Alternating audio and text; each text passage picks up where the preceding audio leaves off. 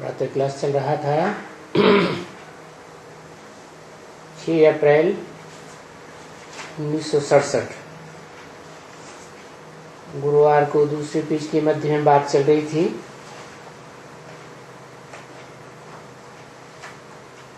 कि तुम बच्चे चाहो तो शांति धाम के मालिक बन सकते हो, चाहो तो सुख धाम के मालिक बन सकते हो, चाहे तो दोनों के मालिक बन सकते हो।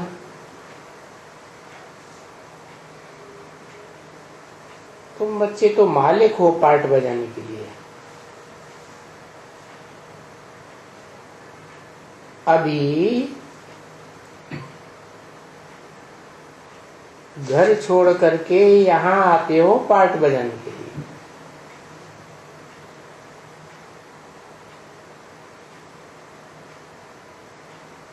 अभी इस दुनिया में ये भी तो कोई मनुष्य नहीं जानते हैं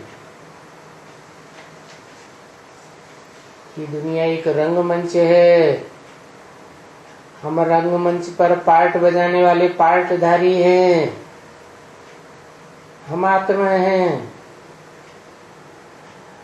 आत्मा पार्ट बजाती है। इस रंगमंच पर भांति भांति के चोले बदल कर जन्म जन्मांतर ऐसी बात को कोई भी नहीं जानते हैं, क्योंकि पहले तो आत्मा का ऑक्यूपेशन भी तो चाहिए।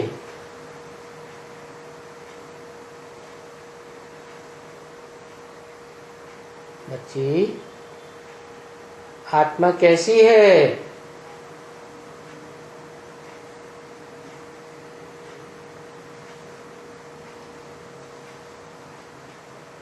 आत्मा का भी ऑक्यूपेशन चाहिए तो आत्मा के बाप का भी ऑक्यूपेशन चाहिए।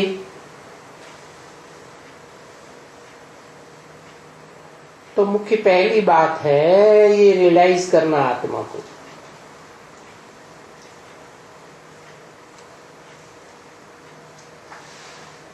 ये आत्मा है क्या? तो तुमको आके कोई मालूम था कि हमारी आत्मा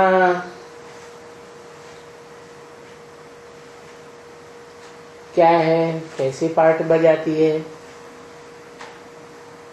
अभी आत्मा तो जानते हो कि आत्मा परम धाम से आती है।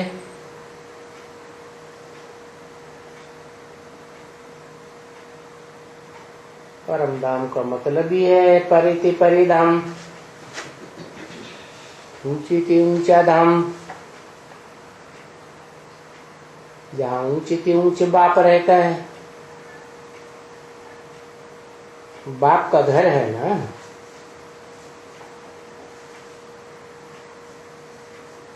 तो वहाँ शांति धाम से आत्मा आती है। वो आत्माओं की दुनिया है, निराकारी आत्माओं की। इनकॉर्पोरियल वर्ल्ड से आती है आत्मा, निराकारी दुनिया से आती है। परंतु है तो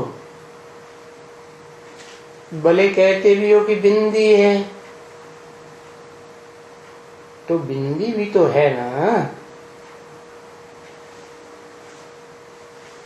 तभी बुद्धि में फिर भी बड़ी आती है, जैसे कि क्यों? शालीग्राम बड़े होते हैं ना, तो बड़ी होती है। तो एकदम से बड़ी कहते भी हो, समझते भी हो कि आत्मा स्टार है। बिंदी के समान बहुत छोटी है, बहुत सूक्ष्म। फिर भी जब मंदिरों में जाकर के शालिग्राम को देखते हो तो तुम्हारी बुद्धि में आता है कि शायद आत्मा अंगुष्ठा मिसल हो, जैसे शालिग्राम भी अंगुष्ठा मिसल होते हैं। तो वो चीज देखी जाती है ना।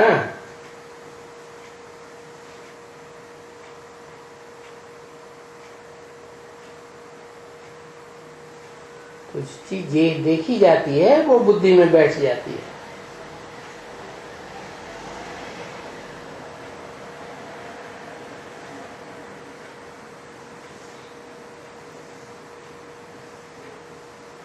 क्या बुद्धि में बैठ जाती है कि आत्मा शालिग्राम है।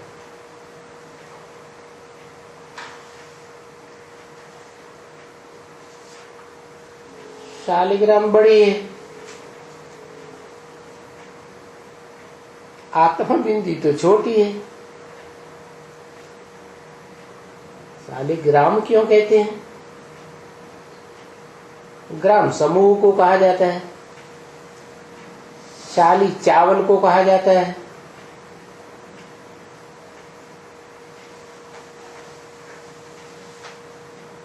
चावल जैसी आत्मा जिसका देवान का छिलका उतर गया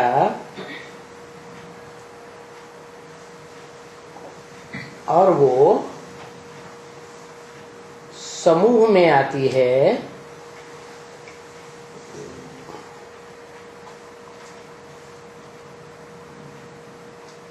तो एक दूसरे का संग का रंग लगता है,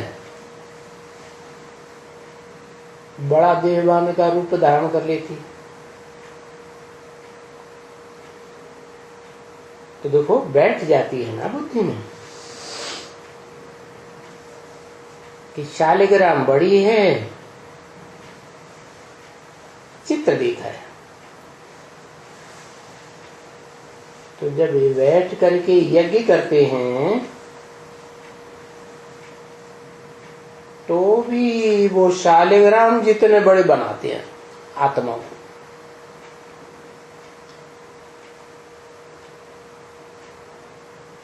शालिग्राम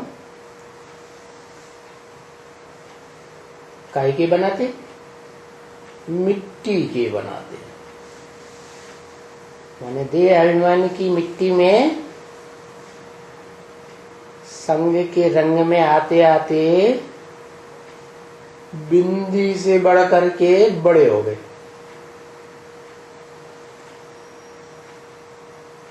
क्योंकि उनको ये मालूम होते हुए, देखो बुद्धि कैसी होती है, मालूम होते हुए भी कि भाई चमकता है अगर सितारा भ्रकुटी के बीच में, मालूम तो होता है ना। अगर नहीं मालूम होता तो भ्रकुटी के बीच में बिंदी क्यों लगाते, नाक के ऊपर लगा लेते। भ्रकुटी में बिंदी लगाते हैं ना, तो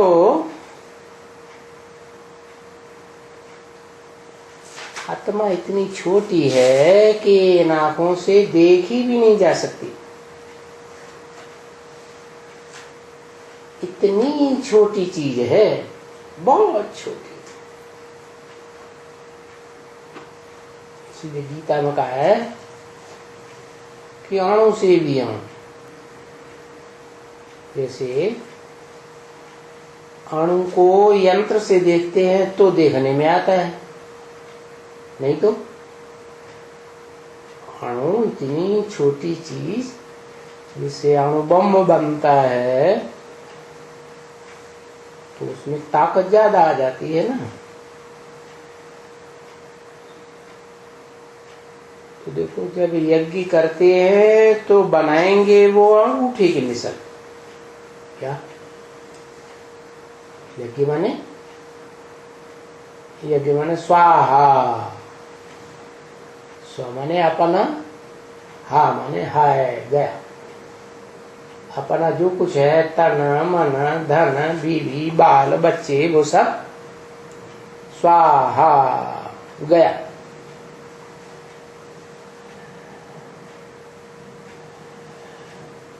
तो देखो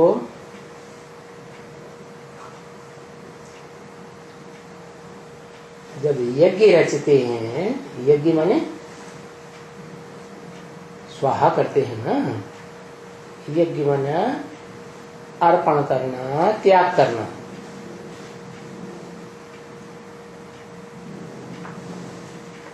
तब बनाएंगे अंगुष्ठी मिसल, माना बड़ा रूप धारण करेंगे तभी तो त्याग करेंगे। छोटी बिंदी मिसल आत्मा है तो कुछ है ही नहीं, त्याग क्या करेंगे?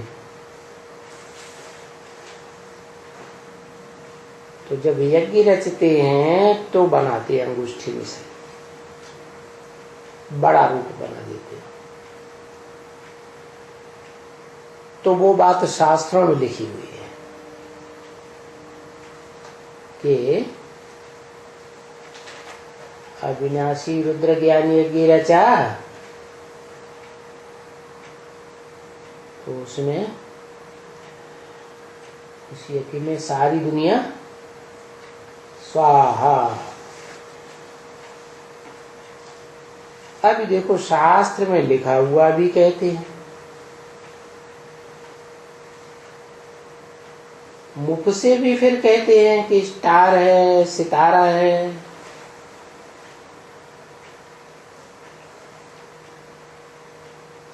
बहुत छोटा है, एकदम बहुत छोटा।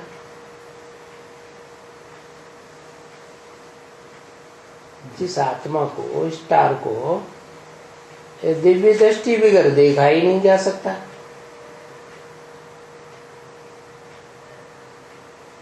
और वो तो आंखों से देखते हैं। जो आसमान के सितारे हैं वो तो स्थूल सितारे हैं, तो इन आंखों से दिखाई पड़ते हैं।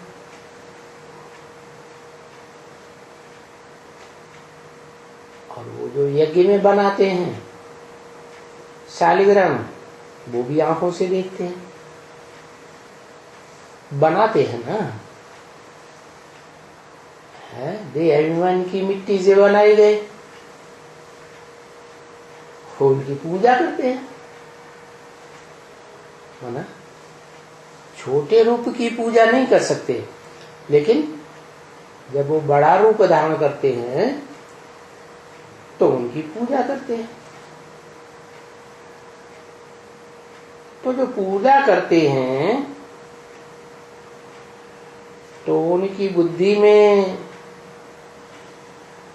वो ही शालिग्राम रहते हैं बड़े, क्योंकि पूजा तो बड़े की ही की जा सकती है। बिंदी की कैसे पूजा करेंगे? बिंदी छोटी सी होगी, जल चढ़ाएंगे लुढ़क जाएगी, पता ही नहीं चलेगी कहां चली गई। तो बड़े रूप की पूजा करते हैं। तो ऐसे ये बाप भी ऐसे ही बड़े हैं। क्या ये बाप माने कौन बाप? जो कहते हैं मेरी आत्मा का ही नाम शिव है, औरों की आत्मा का नाम शिव नहीं होता है, क्योंकि मैं सदैव निराकारी रहता हूं। निराकारी, निर्विकारी, निरहंकारी। कोई देह का कभी भी अहंकार नहीं होता, भले देह में प्रवेश करता हूं, फिर भी जिस देह में प्रवेश करता हूं मेरी आत्मा को कोई अहंकार नहीं होता कि मैं इस देह का स्वामी हूं और मैं विश्व का मालिक हूं। ऐसा कोई अहंकार नहीं रहता। कौन? ये बाप। ये बाप माने कौन बाप? ज्योति बिंदु शिव। ये भी कहते हैं कि मैं हूं तो बहुत सूक्ष्म ज्योति बिंदु, फिर शरीर में प्रवेश करता हूं तो बड़ा हूं। जैसे सालग्राम बड़े, ऐसे मैं भी बड़ा, फिर उनसे भी बड़े। उनसे भी बड़े कौन है? उनसे भी बड़े कौन? मैं प्रवेश करता हूं तो बड़ा लिंग रूप बनाते हैं, उसकी पूजा करते हैं। फिर उनसे भी बड़े माना कौन? जिसमें प्रवेश करता हूं शरीर में, उस शरीरधारी की जो आत्मा है वो उससे भी बड़ा। बड़ा माने बड़ी महिमा वाली। तो इसको फिर कहा जाता है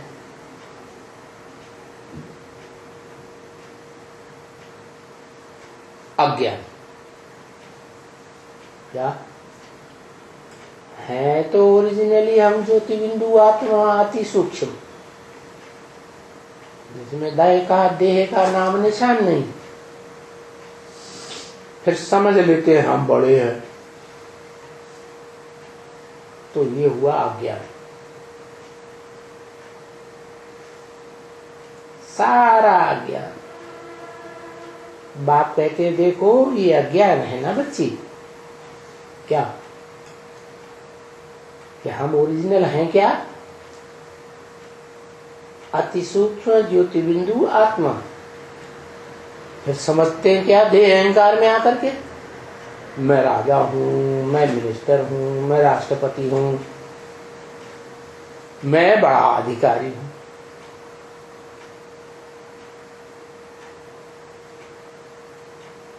तो ये सब अज्ञान है।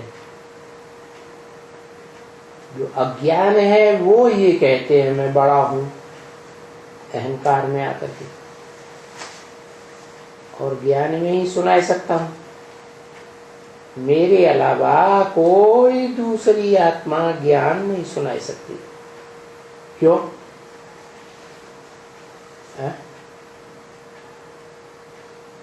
जिसमें प्रवेश करता हूं वो ज्ञान नहीं सुना सकती आत्मा।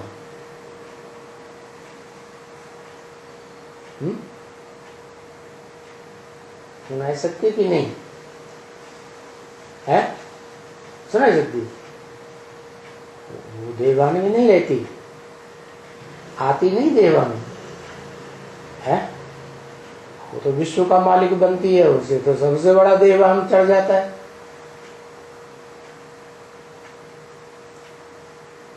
तो जो देह के भान में रहता है वो तो अज्ञानी है। अपने असली स्वरूप को क्या हुआ?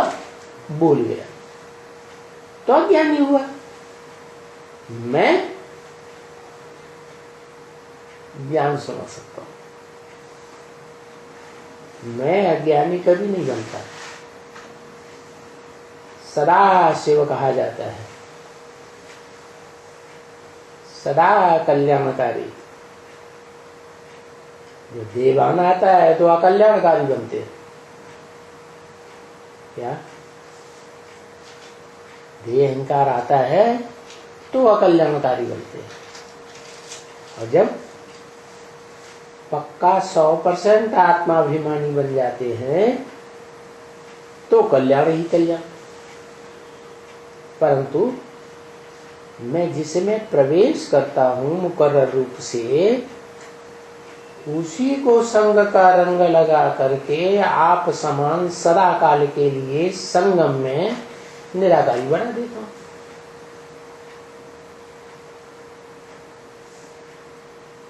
कब तक के लिए है? जब तक नई दुनिया शुरू नहीं हुई।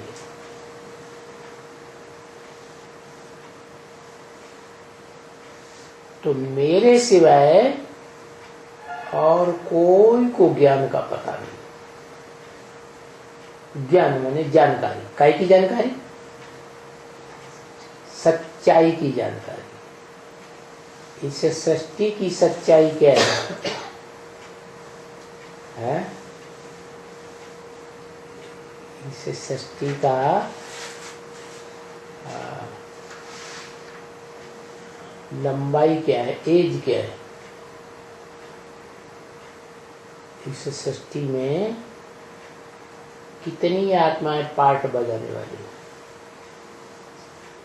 कितना सुख होता है, कितना लंबे समय दुख होता है, ये सच्चाई, ये ज्ञान, ये जानकारी कोई नहीं सुना सकता। क्यों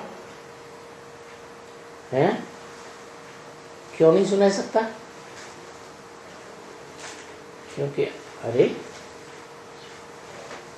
क्योंकि और आत्माएं सब जन्म मरण के चक्र में आने वाली है, और मैं गर्भ से जन्म लेता ही नहीं, जन्म मरण के चक्र में आता ही नहीं, क्योंकि मैं तो अकर्ता हूं, अभोक्ता हूं। बाकी सब आत्माएं भोगी, तो जो भोगी आत्माएं हैं वो जन्म मरण के चक्र में आती, तो वो सब भूल जाती। और मैं नहीं भूलता कुछ भी, मुझे सारा सत्य का ज्ञान है। दूसरों को कोई को मालूम ही नहीं है कि सत्य क्या है, मैं कौन हूं, मेरा बाप कौन है, सृष्टि क्या है, किसी को कुछ नहीं मालूम। और कोई भी ऐसे नहीं है इस मनुष्य सृष्टि में, कोई भी आत्मा ऐसे नहीं है जो तुमको सुनाई सके, समझा सके ज्ञान की बातें। सारी दुनिया में कभी भी नहीं समझा सकते, न सतयुग में, न त्रेता में, न द्वापर में, न कलयुग में। कोई की बुद्धि में सच्चाई नहीं है। जन्म जन्मांतर कोई की बुद्धि में सच्चाई नहीं है। सत्य क्या है? क्योंकि परंपरा से अपन जो कोई बात समझाई जाती है, तो जो परंपरा से समझाते आते हैं वो ही समझाते रहते हैं। परंपरा से शास्त्रों की बातें सुनते आए हैं तो शास्त्रों की बातें सुनाते रहते हैं। विचार भी नहीं चलता कि शास्त्र किसने बनाए है? जैसे धर्म पिताएं आते हैं तो क्या क्राइस्ट ने बाइबल लिखी? क्या मोहम्मद ने कुरान लिखी है? क्या गुरु नानक ने गुरु ग्रंथ साहब लिखा? सब जानते हैं कि उन धर्म पिताओं ने लिखा पट्टी नहीं की, उन्होंने तो आकर के बरवली मुख से सुना आया।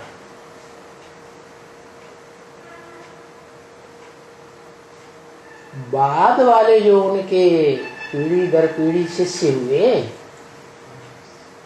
उन्होंने उनके महावाक्यों का संकलन करके लिखा और ग्रंथ का नाम दे दिया।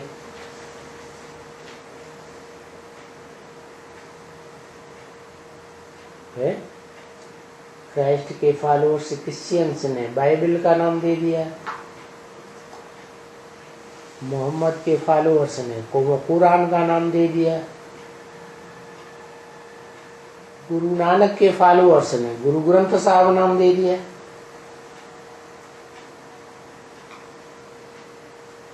तो फिर वो शास्त्र में जो कुछ भी पढ़ते रहते हैं परंपरा से वो ही बातें सुनाते हैं।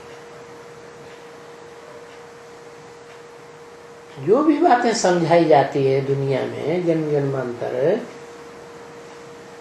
तो वो ही समझाते आते हैं और परंपरा से समझाते आते हैं। कभी भी कोई ऐसे नहीं समझाते हैं कि आत्मा बिंदी है, है?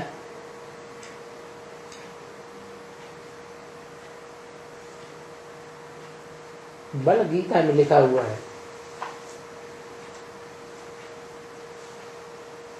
अणोअणियानि सम्मनस्मरेति। आत्मा अणु से भी अणु है।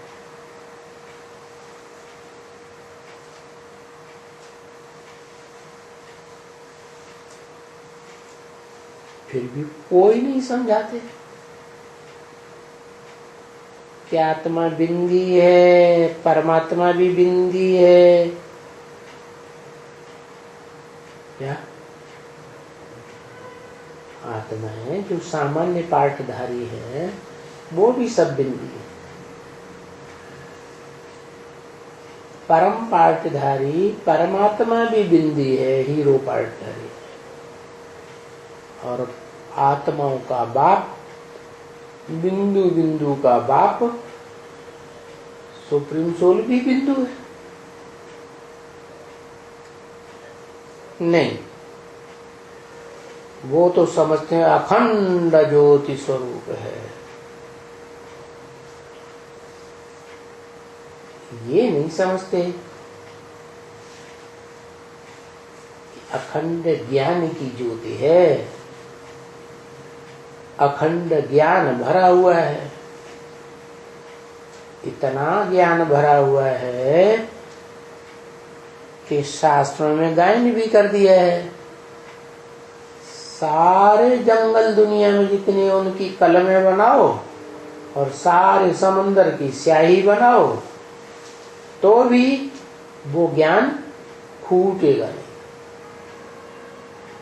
कलमें खूट जाएंगी, स्याही खूट जाएगी, लेकिन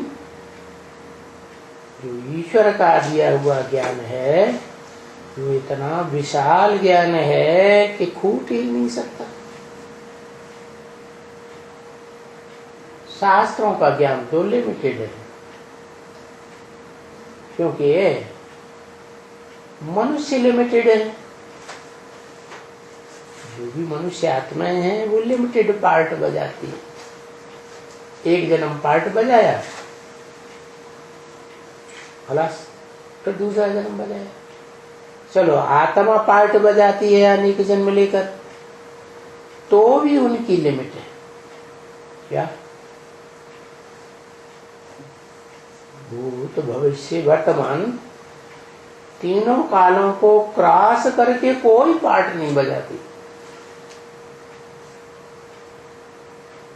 एक हीरो पार्टधारी है जो भूत भविष्य वर्तमान तीनों को क्रॉस कर जाता है, जिसके मुकर्रर रथ में मैं प्रवेश करता हूं।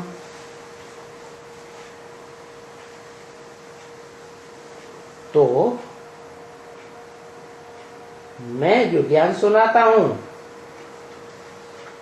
वो अखंड है, लिमिटेड नहीं है। वो समझते हैं अखंड ज्योति स्वरूप है। वो कोई स्थूल ज्योति थोड़ी है, ज्ञान की ज्योति की बात है। फिर अखंड ज्योति स्वरूप है तो फिर ब्रह्म है अखंड।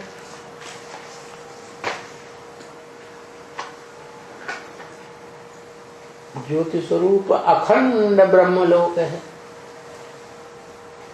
जिसका कहीं आदि अंत नहीं। आकाश का आदि अंत है, पृथ्वी का आदि अंत है, जल वायु ये सब बंधे हुए हैं। तो फिर उस अखंड ज्योति स्वरूप को जो ब्रह्म है, फिर उसको ब्रह्म कह देते हैं कि वो ब्रह्म ही भगवान है। हाँ? जो रहने का स्थान है आत्माओं का, आत्माओं के बाप परम पिता का, उस स्थान को ही समझ लेते हैं यही भगवान है। शूटिंग पीरियड में ब्रह्मा को भगवान समझ लेते हैं, ये ब्रह्मा ही भगवान है। अरे ब्रह्मा तो सुप्रीम सोल के रहने का स्थान है, और ब्रह्मा के मुख से ब्राह्मण जन्म लेते हैं। उनमें कोई ब्राह्मण मुख की बात पे ध्यान देते हैं तो मुखवंशावली ब्राह्मण, कोई ब्राह्मण मुख के सुनाई हुई बातों पर ध्यान नहीं देते हैं, गोद का मजा लेते हैं, तो वो कुखवंशावली ब्राह्मण कहे जाते हैं। बाकी दोनों प्रकार के ब्राह्मण पैदा किससे होते हैं? ब्रह्मा से पैदा होते हैं। तो ब्रह्मा को भगवान समझ लेते हैं। आत्माएं जहां से निकलती हैं उसको ही भगवान समझ लेना, सब कुछ मान लेना, ये तो मूर्खता हो गई ना। बच्चा मां से जन्म लेता है तो अल्प बुद्धि बच्चा क्या समझता है? मां ही सब कुछ है, मां ही मां है, मां ही बाप है, मां ही सब कुछ है? इसके लिए भगवान कौन है? शिशु जो गोद में पलता है मां की गोद में, उसके लिए माई बाप सगा बंधु कौन है? सब कुछ कौन है? भगवान, मां ही हो गई। तो ऐसे ही वो अज्ञानी बच्चे जो हैं, जिनकी बुद्धि बच्चा बुद्धि है, वो समझ लेते हैं ये ब्रह्मा ही भगवान है। शूटिंग कहाँ होती है? इस ब्राह्मणों की संग में भी दुनिया में ये शूटिंग हो रही है। क्यों? उन्होंने किसको भगवान मान लिया? ब्रह्मा दादा लेगरा भी कोई भगवान मान लिया। तो न मालूम होने से वो भगवान हो गया। फिर वो भी अपन को कह देते हैं ब्रह्मा जी महाराज, क्या कह देते हैं? हम ही गीता का भगवान हूं। क्या समझ लेते हैं? चारों ओर सभी बच्चे ऐसे समझते हैं कि यही भगवान है। तो वो ब्रह्मा दादा लेखराज भी ऐसे ही समझ लेते हैं कि हम ही गीता के भगवान हैं। गीता का कोई अलग से भगवान नहीं है, क्योंकि हम पार्ट बजाने के लिए हम छोटी आत्मा का रूप धरते हैं, पीछे हम बड़े में से पार्ट बजाते हैं।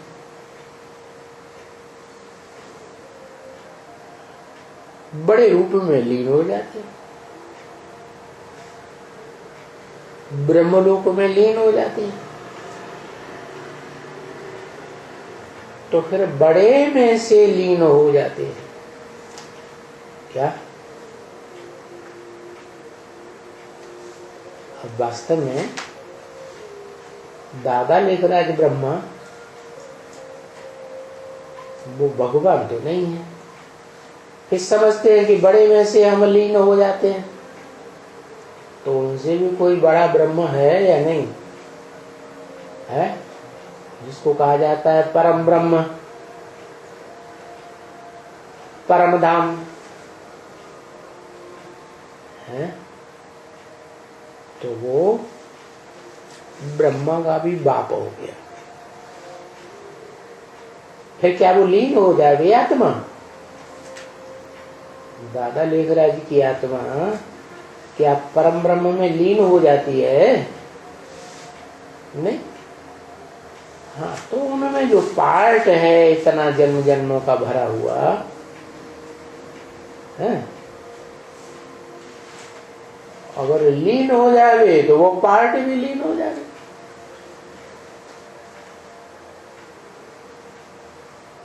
तो देखो कितना रंग हो जाता है।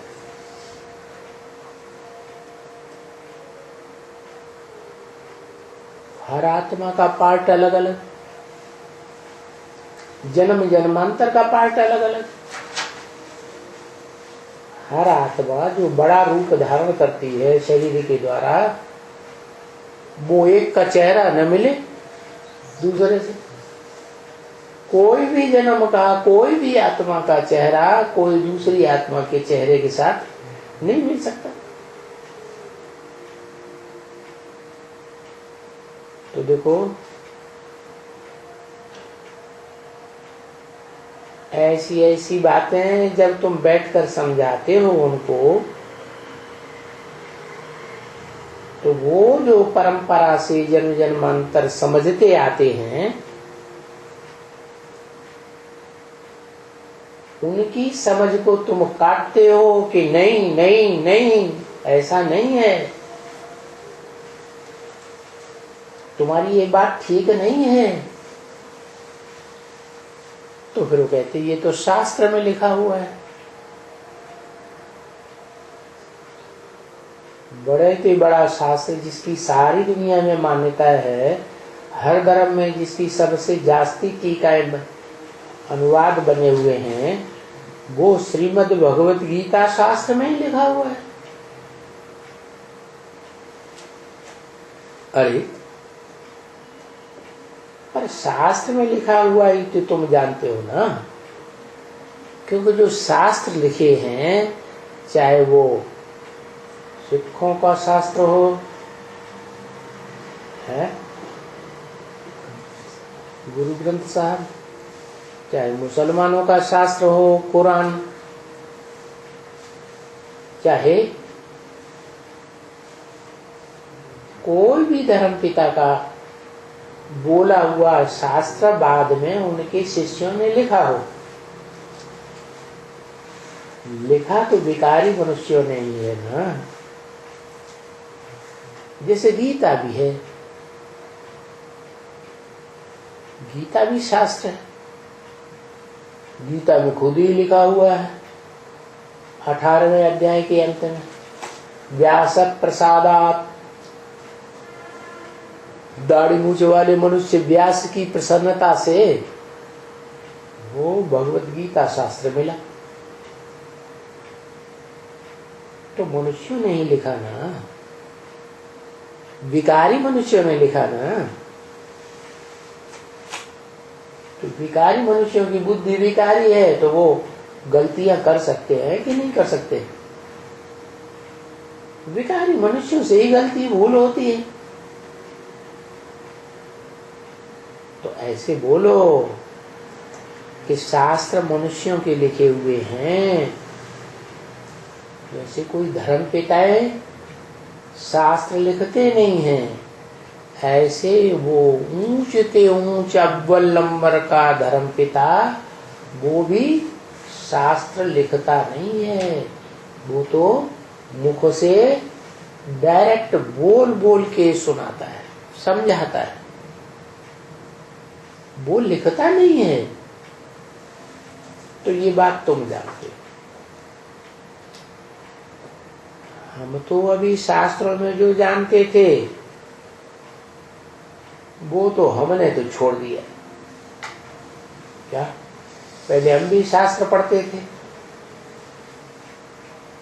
फिर हमें एहसास हो गया कि हमें तो भगवान पढ़ाते हैं साक्षात, और भगवान तो नर को नारायण जैसा देवता बनाने वाला है, मनुष्य को देवता बनाता है।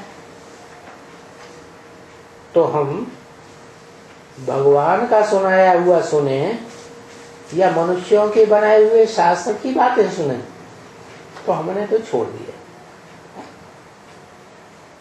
बाप ने कहा है कि जो शास्त्र में सुनते हो, मनुष्यों, भिखारी मनुष्यों के लिखे शास्त्र में, वो न सुनो। क्या? शास्त्रों की बातें न सुनो। चलो, ये तो भक्ति मार्ग की बातें हुई, भक्ति मार्ग के शास्त्र में। अब शूटिंग पीरियड में क्या न करें?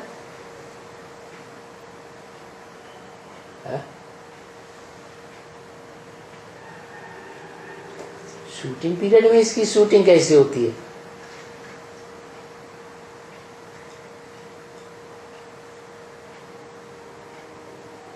कि शास्त्र न सुने, माना यहां सुने होंगे, शूटिंग पीरियड में रिहर्सल के टाइम पर सुने होंगे, तो ब्रॉडडाउन में भी सुनेंगे मनुष्यों के बनाए हुए शास्त्र। यहाँ रिहर्सल के टाइम पर नहीं सुनेंगे तो ब्रॉडडाउन में सुनेंगे? नहीं सुनेंगे। तो यहाँ कैसे सुनते हैं? है? कैसे सुनते हैं?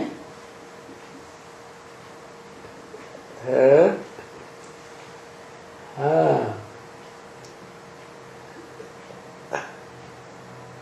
अरे जगदीश भाई के लिटरेचर तो बाद में बनते हैं,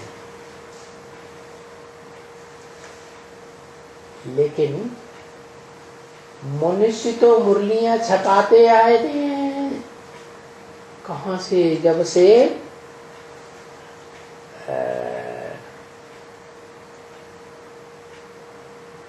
50-51 से ही छपाते आए। दिल्ली में सेंटर खोला, ब्रह्मा कुमारियों को इधर उधर भेजा गया सेवा करने के लिए, तो उनको पढ़ने के लिए कापियां चाहिए, तो भेजी गई छपा। तो मनुष्यों ने छपाई या वो भगवान ने छपाई? छपाते समय गलतियां कर सकते हैं कि नहीं? तो उसमें मिक्स हो गया। जैसे दूध के भरे हुए घड़े में एक बूंद सांप का विष डाल दो, तो क्या हो जाएगा? सारा विष हो जाएगा। ऐसे ही वो सारा विषैला हो गया। अरे हमको तो डायरेक्ट भगवान बाप मिला है, तो डायरेक्ट सन्मुख बैठ सुने ना, है? दूसरों की लिखा पट्टी का क्यों सुने? इसलिए ब्रह्म वाक्य है मुरली में भगवान का, क्या है कि 3 प्रकार का ज्ञान बच्चे सुनते। अव्वल नंबर वो है ईश्वरीय ज्ञान, जो डायरेक्ट मुख के सामने बैठकर सुना जाता है। किससे? दादा लेखराज ब्रह्मा से नहीं। वो कोई ब्रह्मा भगवान नहीं है। क्यों? भगवान तो क्या करता है? नरक को क्या करता है? स्वर्ग बनाता है। दुखी दुनिया को क्या बना देता है? सुखी दुनिया बना देता है। और ये शास्त्रों से तो सुखी दुनिया बनी नहीं, शास्त्र पढ़ते आए और ही दुख बढ़ता चला गया। तो भगवान जो डायरेक्ट मुख से सुनाते हैं जिन बच्चों को, वो ही बच्चे उसी जन्म में सुख की दुनिया में जाते हैं। क्या? उसी जन्म में सुख की दुनिया में जाते हैं जिन बच्चों के सन्मुख भगवान बाप आकर साक्षात सामने बैठकर सुना। वो है फर्स्ट क्लास भगवान की सुनाई हुई मुरली वाणी। बाकी टैप रिकॉर्डर में सुनते हैं, वो भी ज्यों का त्यों सुनाता है, जैसा बोला वैसी ही वाणी आती है, लेकिन उसमें वाइब्रेशन तो नहीं होते। क्या सुनाने वाला का वाइब्रेशन होता है? टैप रिकॉर्डर में नहीं होता। सुनाने वाला सन्मुख को सुनाएगा तो हाव भाव दिखाएगा ना, है? हाथ पांव चला के कुछ एक्टिंग करता है कि नहीं? वो भी नहीं होगा टैप रिकॉर्डर में। और भगवान सुनाता है तो भगवान की दृष्टि से तो सृष्टि सुधरती है, तो टैप रिकॉर्डर में वो दृष्टि भी नहीं है। कोई कहे हम टैप रिकॉर्डर से नहीं सुनते, हम तो टीवी से सुनते हैं। तो टीवी में भी जो चित्र है वो चैतन्य है या जड़ है? जड़ चित्र है। उसकी दृष्टि से सृष्टि कैसे सुधरेगी? तो क्यों का क्यों सुनाता है टैप रिकॉर्डर, टीवी भी। तो सेकंड क्लास तो कह सकते हैं, है? लेकिन वो बात नहीं है जो डायरेक्ट सुनते हैं। और तीसरा है कागज में लिखी हुई, कागज पे छपाई हुई, जैसे शास्त्र पढ़ते हैं, शास्त्र कागज में छपे हुए हैं ना, भले भोजपत्र पर लिखते हो, तो वो है थर्ड क्लास। उसे पढ़ करके तो नीचे ही नीचे गिरेंगे। तो सुप्रीम सोल बाप ने कहा है जो शास्त्र में सुनते हो वो मत सुनो। क्या?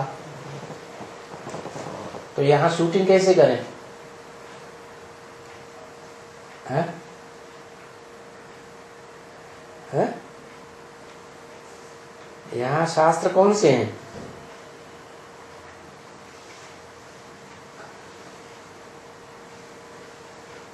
जो ब्राह्मणों ने किताबें लिखी हैं, छपाई हैं, वही शास्त्र है, कोई और भी शास्त्र है?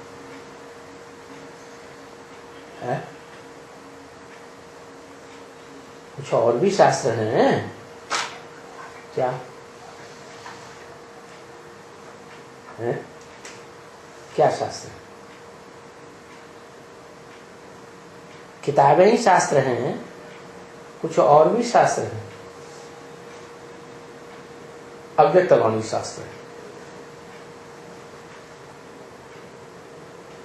कागज में छपी हुई अव्यक्तवाणी आती है तो वो भी शास्त्र है, क्योंकि ब्रह्मा के मुख से बोली गई है। ब्रह्मा की आत्मा तो सतयुग में 16 कला संपूर्ण कृष्ण बनेगी। देवात्मा की वाणी है क्या? किसकी है? देवात्मा की वाणी है, भगवान की वाणी तो नहीं है। एक भगवान की वाणी सारी दुनिया का जब भगवान डायरेक्ट मुख से सन्मुख सुनाता है तो कल्याण करती है। बाकी तो कोई की सुनाई हुई वाणी कल्याण कर ही नहीं सकती। दूसरी बात,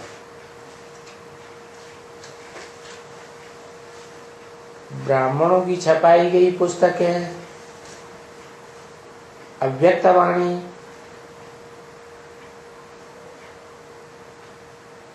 भगवान का ज्ञान नहीं। अव्यक्तवाणी देवता देवात्मा के द्वारा सुनाई गई, वो तो धारणा की वाणी ही सुनाएगी देवात्मा। देवात्मा में ज्ञान होता है? देवादि में बुद्धू होते हैं। तो वो वाणी भी कल्याण नहीं कर सकती। कल्याण करने के लिए तो डायरेक्ट सुप्रीम सोल जब ऐसे मुकर्रर रथ से पार्ट बजाए जिस रथ के द्वारा नरक को स्वर्ग बनाने का प्रैक्टिकल में कार्य संपन्न करे,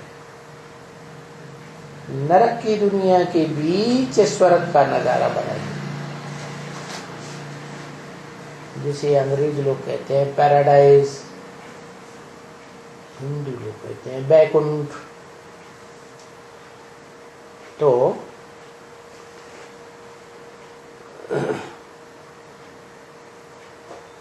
शास्त्रों में जो है उसको सुनने समझने से गिरावट जैसे आती है, वैसे ही चाहे अव्यक्त वाणी सुने, चाहे गुलजार दादी के सामने बैठ के सुने, तो भी वो ज्ञान की वाणी, ईश्वरीय ज्ञान की वाणी नहीं है। ज्ञान जिसे कहते हैं जानकारी सच्चाई की। तो फिर क्या करें? हैं? शास्त्र नहीं पढ़ना है, शास्त्र से दुर्गति होती है, तो हम सन्मुख ही भगवान को पहचाने कि इस सृष्टि में भगवान कौन से एक मुकर्रर रथ में आकर के पार्ट बजाता है। सर्वव्यापी तो नहीं हो सकता, वो तो एक व्यापी बन करके आता है, तब ही उसे याद किया जा सकता है। अगर सर्व में व्यापक होकर के आए तो बुद्धि भटक जाएगी कि एकाग्र होगी? भटक जाएगी।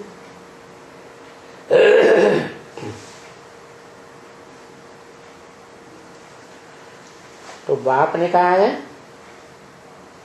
कि शास्त्र में जो तुम सुनते हो वो मत सुनो, उसमें मिक्सचरिटी हो जाती है। क्या?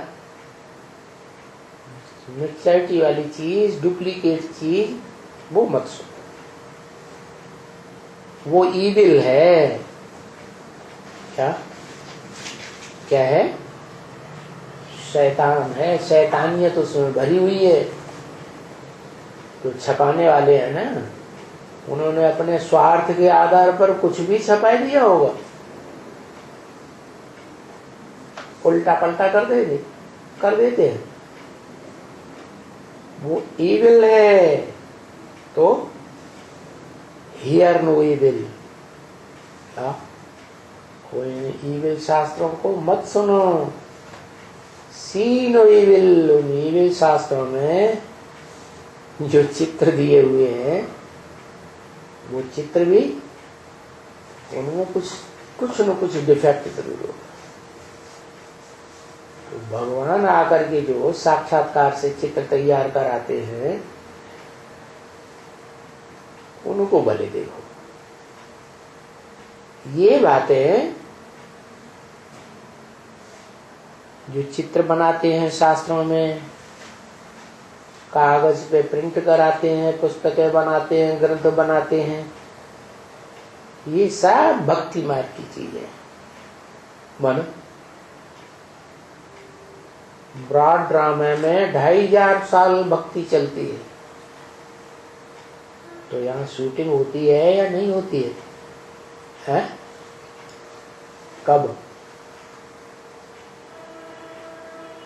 कब से कब तक शूटिंग होती है, रिहर्सल होती है?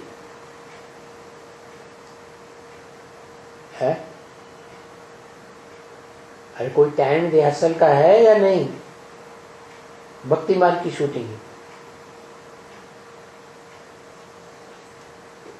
तब तक रिहर्सल होती है जब तक ज्ञान सूरी के रूप में पार्ट बजाने वाले को नहीं पहचाना है।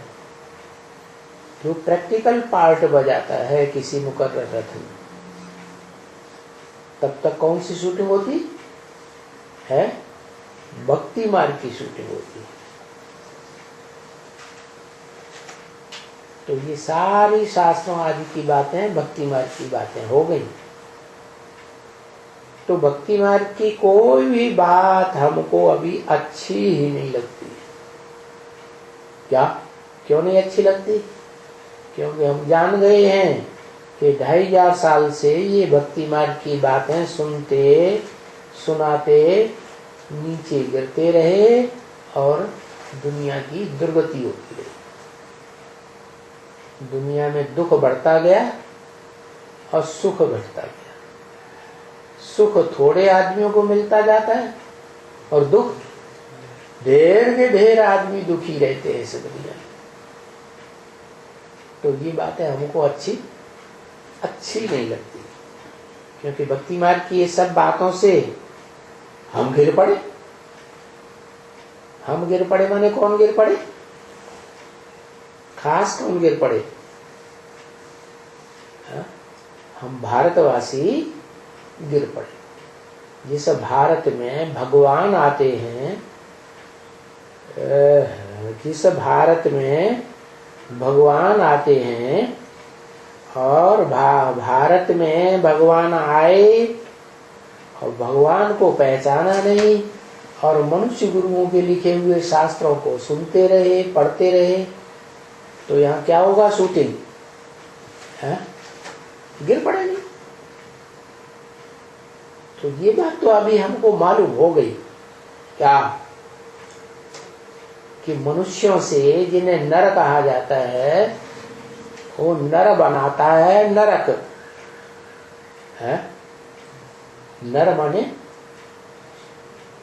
नराता रहता है, गुस्सा होता रहता है, काम क्रोध आता है ना, तो उसको नर कहते हैं। वो नर बनाता है नरक और स्वस्थिति में सदा रहने वाला शिव बनाता है स्वर्ग। स्वर्ग कौन बनाता है? जो सदा स्वस्थिति में रहता है वो बनाता है स्वर्ग।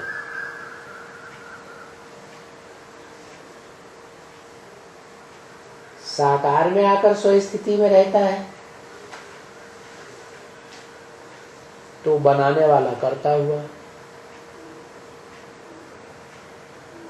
अगर साकार में नहीं आया है, वो आत्मा तो है, तो करता है कि अकर्ता? क्या कहेंगे?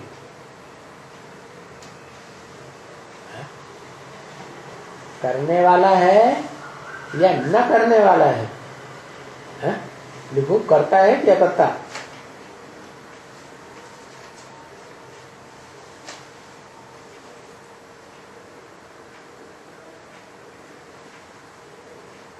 हाँ, ऊपर है, परमधाम में है, आत्मलोक में है तो अकर्ता। साकार सृष्टि में आया, मुकर्रर रथ में आया और आ करके जैसे बच्चा संसार में प्रत्यक्षता रूपी जन्म लेता है, तो वो इस संसार में आकर के प्रत्यक्षता रूपी जन्म लेता है, जिसकी यादगार महाशिवरात्रि मनाते हैं। तो फिर वो करता है, क्या करता है? नरक को स्वर्ग बनाए देता है। तो ये बातें अभी हमको मालूम हो गई कि भक्ति एक अलग चीज है, वो गिराने की सीढ़ी है। क्या?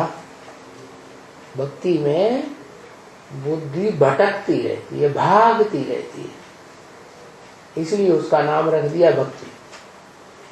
एक जगह स्थिर नहीं होती, टिकती नहीं है मन बुद्धि। और ज्ञान में हमें पता पड़ गया क्या? बुद्धि को, मन को कहाँ टिकाना है? अनेकों में टिकाना है या एक में टिकाना है? एक को याद करना है या अनेकों को याद करना है? लक्ष्मी नारायण दोनों को याद करें तो नहीं चलेगा, है? नहीं चलेगा। यहां हमको पता पड़ता है कि साकार में जो साकार मुकर्रर रथ है, उस मुकर्रर रथ में आए हुए निराकार को याद करना है। क्या साकार को याद करना है? नहीं, सिर्फ निराकार को याद करना है। हाँ? नहीं, क्यों? धर्मपिता निराकार को याद नहीं करते? धर्मपिता निराकार को याद करते, परंतु वो निराकार जब तक है निराकारी दुनिया में, वो तो शांति धाम का वासी है, तो शांति धाम में रख देगा, बाकी साकार स्वर्ग में नहीं आने देगा, क्योंकि निराकार को याद किया। तो क्या करना है?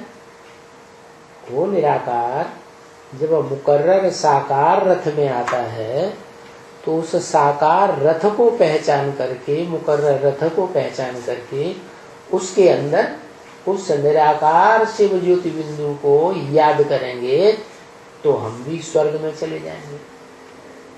माने साकार में आकर साकारी स्वर्ग की रचना रचता है क्या? निराकारी लोक आत्मलोक में बैठ करके वो स्वर्ग नहीं रचता, वहां तो वो अकर्ता है। इस सृष्टि पर जब आता है, साकार मुकर्रर रथ में आता है, परमानेंट रथ में आता है, तो वो स्वर्ग रचता है। तो भक्ति अलग चीज हो जाती है, ज्ञान अलग चीज हो जाती है। भक्ति है गिराने की सीढ़ी, नीचे उतरते। ओम